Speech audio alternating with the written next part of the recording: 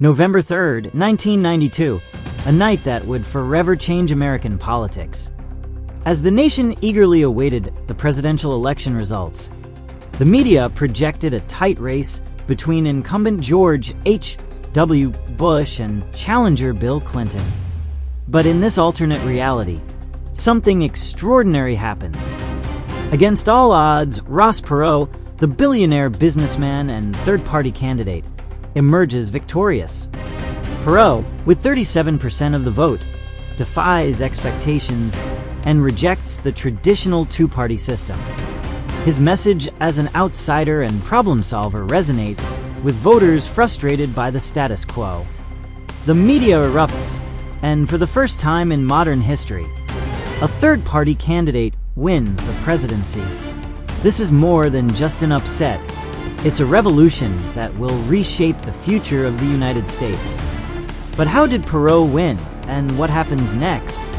Like and subscribe for more. Also, don't forget to hit that notification bell for more history documentaries.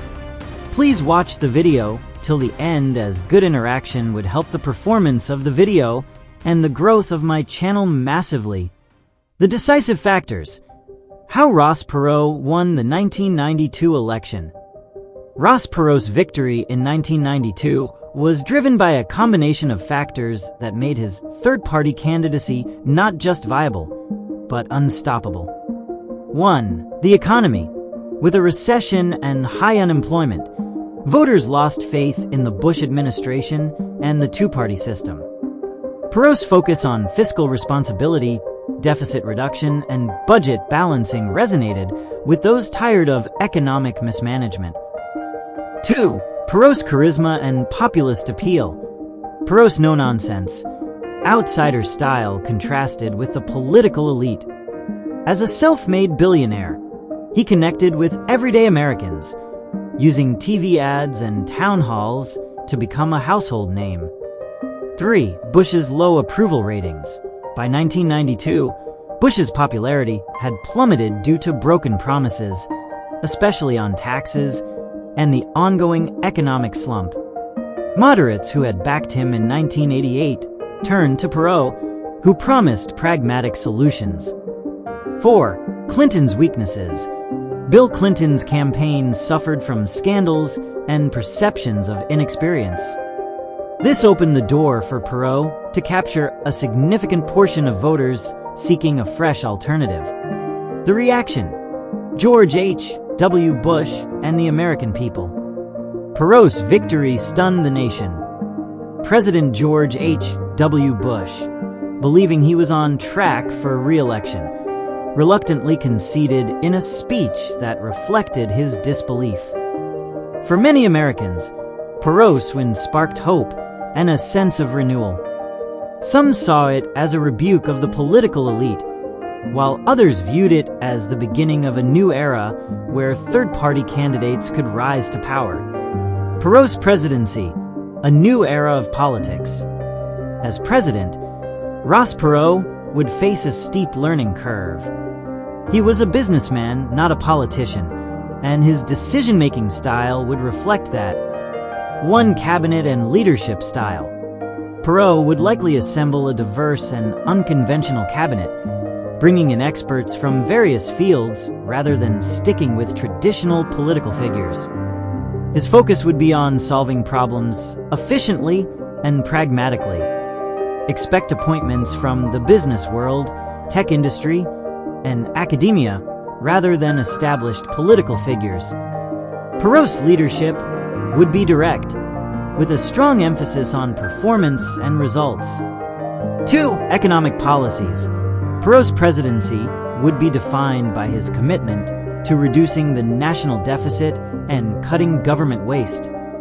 Expect an era of tough fiscal discipline, with a focus on reducing spending and reforming entitlement programs. He would likely have pushed for tax cuts and corporate tax reform, combined with a program to incentivize job creation in the private sector. 3. Domestic agenda. Perot's presidency would likely have focused on trade reform, strengthening American manufacturing and infrastructure development. Given his background, He would have worked on creating a more competitive American workforce through education and training initiatives. 4. Social issues. While Perot was not known for being an ideological crusader, his approach to social issues would likely have been pragmatic.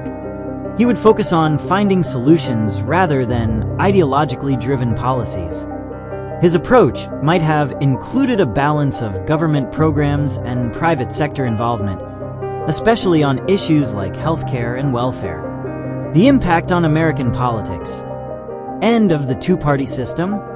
Perot's victory could have marked the end of the two-party system, inspiring a new generation of third-party activists. The Reform Party would gain significant momentum, growing into a major force in U.S. politics. 1. Growth of the Reform Party. With Perot as president, the Reform Party would attract former Republicans and Democrats, driven by its populist, anti-establishment message. Over time, it could rival the two main parties as a legitimate political power. 2. A new era of multi-party politics. The rise of the Reform Party would force the major parties to rethink their strategies. We might see a shift toward coalition building, reducing partisan gridlock and leading to a more dynamic, multi-party system. 1996 election. The battle for the White House. In 1996, Ross Perot would likely have faced a challenging re-election campaign. The Democrat Bill Clinton, who had become a popular critic of the president during Perot's first term, would probably have been the leading contender to challenge him again. The Republican Party would have been in disarray, with several candidates like Bob Dole or Pat Buchanan vying for the nomination, though a strong Republican challenger would have been unlikely, given Perot's deep roots in the political landscape. In this alternate timeline, Perot's popularity could have been influenced by his handling of the economy, foreign policy, and his ability to connect with voters. The outcome would likely have depended on whether Perot could keep his promises of fiscal responsibility and job creation, or if the electorate would have turned back to Clinton's more centrist policies. Foreign policy. The world stage under Perot. On the global stage, Perot's presidency would have been characterized by a pragmatic, business-like approach. He would likely have sought to maintain strong relationships with key allies like the United Kingdom and Japan, while also focusing on creating fairer trade deals for the United States. 1. Yugoslav Wars. Perot, with his focus on American interests, may have been more hesitant to involve the U.S. in military interventions in the Balkans. Instead, he might have focused on diplomatic solutions, working through the UN and NATO to resolve the conflict. 2. Russia and China. Perot would have pursued a tougher stance toward Russia and China, prioritizing American interests.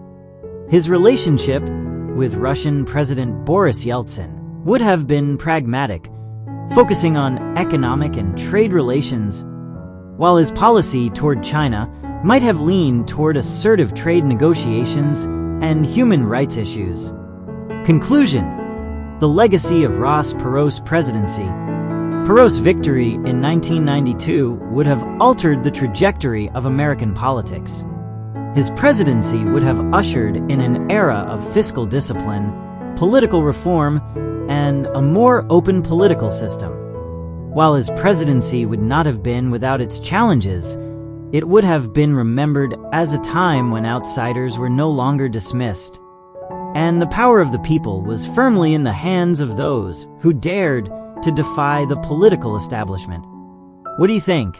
Write your opinion and version of the story in the comments below. Please be polite and kind.